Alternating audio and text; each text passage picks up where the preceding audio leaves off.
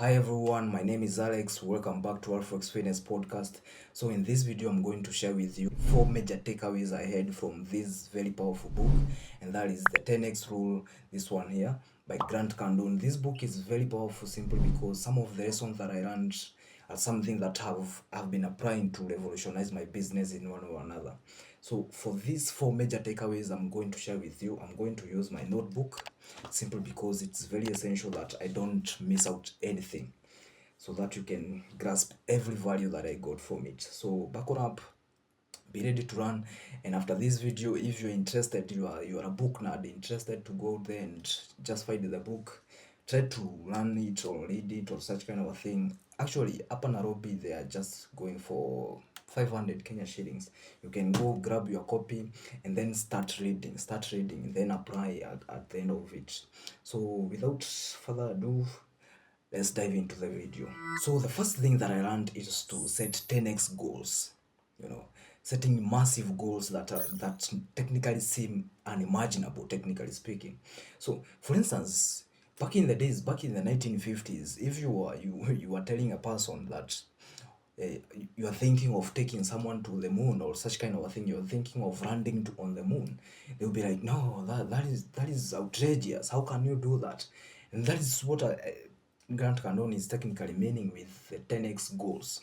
You have to train yourself to set big goals, because at the end of the day, if you look very well, when you set a big goal, at the end of the day, your mind kind of like kicks in to a position whereby I have to actualize this in one or another. It tries to find a way how you can actualize it, rather than setting a smaller goal, which it won't kick in, like it won't give you the drive to have that 10x level of output of which you can take the actions and be in a position of making it happen, simply because it's just a small goal. You're not taking it massively, you're not appreciating it that big. But when you have a big goal, you set a big goal that you see that, like, you look at the goal and you're like totally afraid, whoa, how will this be done? But I know that if I can do some more work at the end of the day, I can get it done. And that is what it is. By setting big goals, you end up setting yourself for taking actions that will actually help you achieve that big goal that you have. So you have to embrace that imaginative spirit within yourself. What he means with this is that you have to train yourself to be that kind of a dreamer who is like, okay, how can I do this? How can I be in a position of actualizing it? By having massive goals, then at the end of the day, you have the drive enough to put in the work, technically speaking. That is what he's talking about here. So setting a goal should be in a position of helping you to be better. As a matter of fact, don't set some small goals of which they're not helping you to get somewhere in life. You shouldn't set goals that are not helping you, technically speaking. Set a goal that is driving you forward. Set a goal that is trying to help you figure out what is happening. How can I change my life? How can I do this? How can I do that?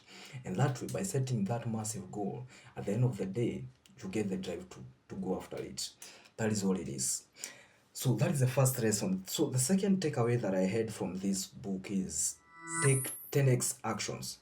And what he means by this is that a lot of people underestimate the amount of work that you need to do to achieve some dream in life. For instance, for now, I dream of buying my first car, being a BMW or such kind of a thing. And recently, but back in by the actually this year, I called the BMW dealership here in Nairobi, and I asked the price for BMW X6 and such kind of a thing. And these people told me that like it's over 18 point I don't know what million. And I was like, whoa, that's outrageous. That's crazy. I calculated that even if I go to a job and work and work and work and work, and I'm getting paid in that job, I'm getting paid over 100K every freaking month. If I work my ass off for the next 15 years without using that 100K, without paying taxes, without eating, without doing anything, I will be able to buy that vehicle like in the next 15 years. And I'm like, whoa, what the fuck? and it's just a vehicle, and still I can't do it within that a very short period of time. You see, that is what I'm talking about. By estimating the action that you need to take, at the end of the day, you end up taking subpar action to a point that your dreams are not achieved. Why? Because your actions are not massive. Your actions are actually small, you know. Your actions are not driving you towards that dream, technically speaking. So you have to understand very well that the actions that you take are the ones that will actually help you to achieve it. For instance, if you want your company to make more like 20K in a freaking day, that is somebody's salary, technically speaking. For your business to make 20K, at the end of the day, you have to make like 100 calls, of which when you make 100 calls, maybe 10 will respond, maybe 5 will respond, but with you increasing the amount of output, at the end of the day, you are technically increasing your chances of making better sales, you see. But if you make 5 calls each day, and since you are afraid to make calls frequently, at the end of the day, maybe you won't even close anybody among those 5 people you just called. You see, that's why you need to increase. It's a freaking numbers game or such kind of a thing. You have to train yourself to do massive action, 10x, 10x everything, and that way you can be in a position of improving your chances of actually winning in business and such kind of a thing. So that is the second lesson. Don't underestimate. Always do more. Like, don't underestimate what needs to be done. Be in a position of always doing more, whatever it takes. Just take action 10 times, 10 times more than you think it is necessary, and that way you can be in a position of being safe, and you can actually secure more deals simply because you're making more outreach, you are reaching out more and more, and that way increasing your chances of winning in business. So that is the second takeaway that I took from this business, I mean from this book. So the third thing that I learned from this book is think and act widely and differently than you previously had. That is literally what it is. You have to train yourself to think widely, think outrageously, like think like you have never thought before. Simply because by doing this, you are actually helping yourself to find ways to bring about a solution to a problem or an issue. Simply because you're not thinking that like you used to think yesterday, you know.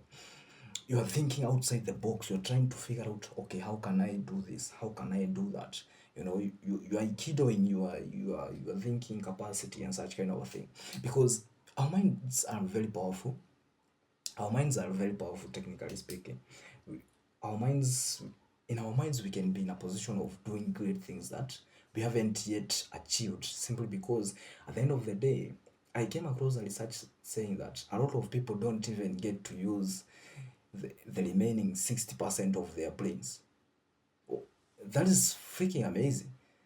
And imagine you have 60% of your brain that is just lying idle. Like, what if you can try and think outside the box and try to utilize that 60% more? At the end of the day, you find yourself doing big things, and people misunderstand you simply because they wonder, what the fuck are you doing? Like, you are way out of the comfort zone that we are used to. And that is the reason you should think bigger, like by all means possible. In whatever you do, try to think big, try to think outside the box, try to do things outrageously. Your thoughts and actions are the reason as to why you are where you are.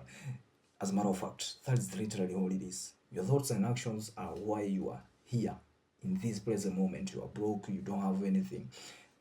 That is as a result of your thoughts and the actions, and also your mentality, because that is what sets the pace of how quick you will get to achieve your dream, and that is literally what it is. So you have to fix your thought patterns, your mentality, and the way you put in the actions out there, simply because that is like the engine that is actually helping you cook that dream to fruition.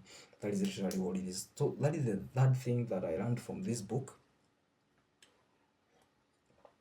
And the fourth lesson, the final lesson that I learned from this book is make success your ethical obligation and responsibility.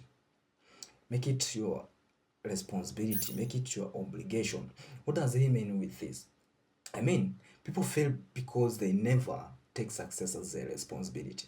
At the end of the day, I don't believe that there is someone who wants their people to be suffering, because living a good life,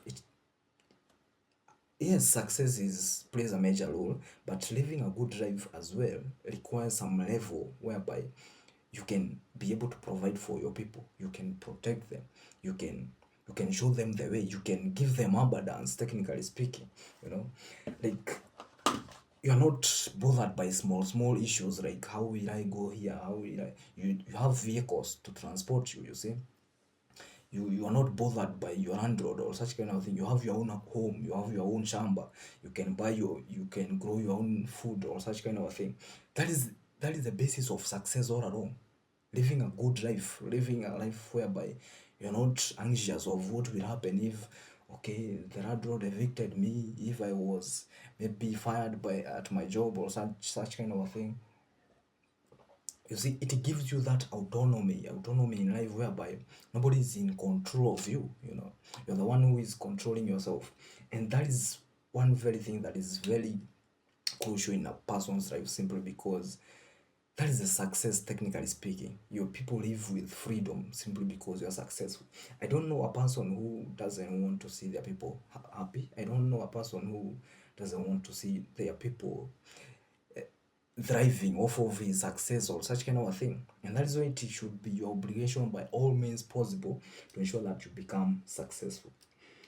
So, success is not everything, but it is necessary. Embrace a die-hard commitment. That is literally all it is. So success is our obligation, and it is very essential, as a matter of fact. And actually, we are here simply because of the little success that we have been attaining all along. You know, for instance, the jobs that we secured, or maybe some cash that we had, all this money, it's as a result of some success that we acquired, you know, as a matter of fact, along the way.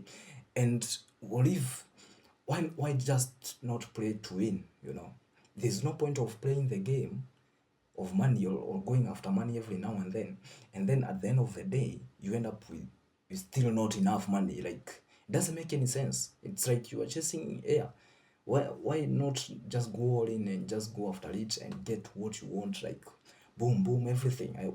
I want everything, you know. Like, just have that mentality whereby you're like, I'm gonna get this shit, whatever happens or whatever don't happens, I have to get it. That is the fourth and the final lesson that I learned from this book. In summary, the first one was set 10x goals. The second one was set 10x actions that others are not willing to do. That takeaway was think and act widely and differently than you have ever had. And then the final lesson from that for this video is make success your ethical obligation. And you have to understand, at the end of the day, as long as you live this life, you are either going to achieve your dreams and obligations or your success or such kind of a thing, or you're going to be used as a resource to accomplish other people's dreams or ambitions. That is literally all it is. That is how the world operates. So be in a position of going out there, force yourself to do things, force yourself, operate at 10x level, whatever it takes, whatever you do it at its very best, you know, because that is the only way you can be in a position of getting where you want to be in life. I don't know a half-ass person who is technically doing mediocre work getting exceptional results. I don't know that kind of a person. It doesn't exist. You have to be that person who is willing to take 100%, like to go all in, you know. Burn the freaking boats, go all in, we kill the game, we get what we want, and we achieve our dreams for our people. So that is it for this video. And that is just a brief of what this book is all about. In fact, those are just the first two chapters of the book, and it took me like 14 minutes, 15 minutes to explain this. But I'll be sharing about the book as time goes by. I'll be chipping in some of my videos and such kind of a thing. So thank you so much for watching to this very end, and I hope to see you in the next one. Adios.